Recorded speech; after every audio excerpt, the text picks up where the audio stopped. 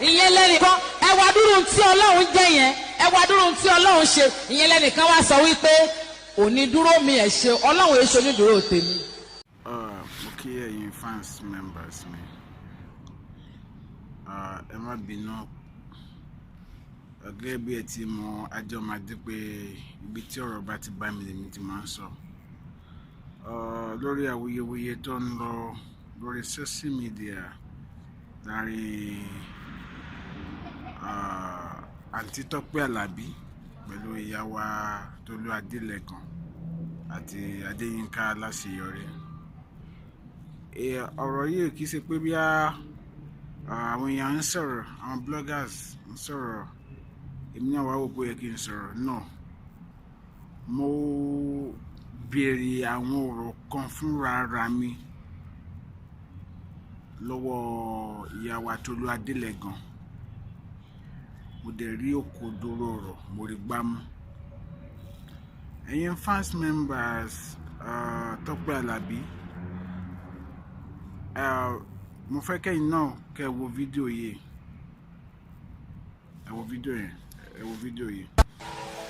ìyẹn lẹ́nìkan ẹ wá dúró tí Ọlọ́run jẹ́ yẹn ẹ wá dúró tí Ọlọ́run ṣe ìyẹn lẹ́nìkan wá sọ wípé onídúró mi ẹ̀ ṣe Ọlọ́run èso onídúró tèmi.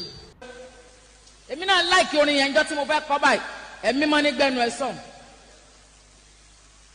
ó kọjá onídúró this is not kì í ṣe pé bóyá èèyàn fi ń sọ pé orin kan ò dáa tá a bá ti gba orin nínú ẹ̀mí ó ní àwọn àṣàrò téèyàn máa ń ṣe pẹ̀lú ẹ̀mí mímọ́ kó tó gbé e jáde àìjẹ́ bẹ́ẹ̀ tó bá jẹ́ bó ṣe ń gbé wá lèèyàn ṣe ń sọ ni oníkálukú kàn mọ́ sọ̀sọ́kúsọ ni.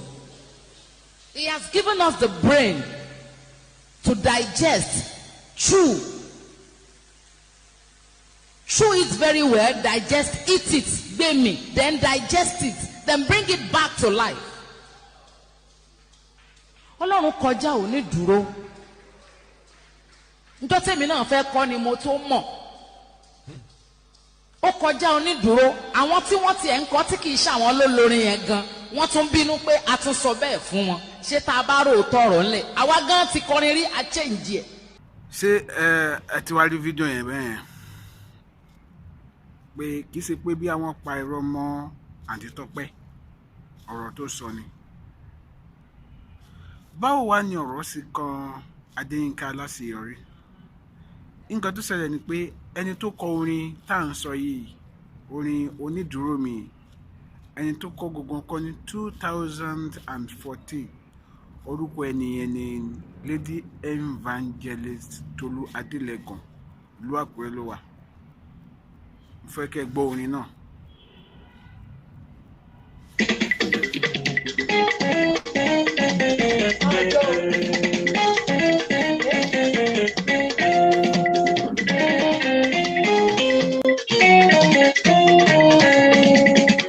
Onídúró mi ẹ ṣé o, onídúró mi ẹ ṣé o.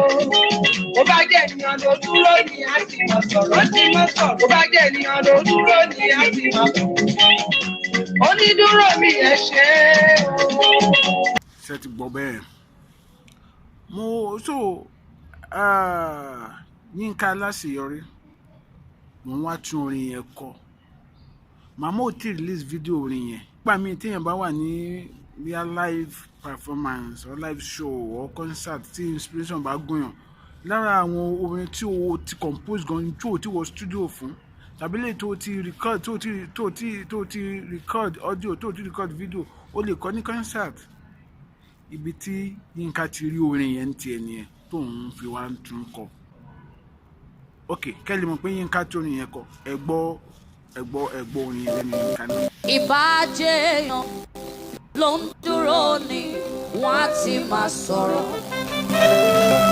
Bó jẹ́ ènìyàn ló ń dúró ni wọ́n á ti sá lọ ayérayé. Bó jẹ́ ènìyàn ló ń dúró ni wọ́n á ti máa ṣèrègùn. Ta ló ń dúró fún yín o? Onídúró mi ẹ ṣé o. Ṣé tí wàá gbọ́ bẹ́ẹ̀? Kí wá ní ìgbésẹ̀ tí màmá gbé nígbà tí Yinka tu orin ẹ̀ kọ?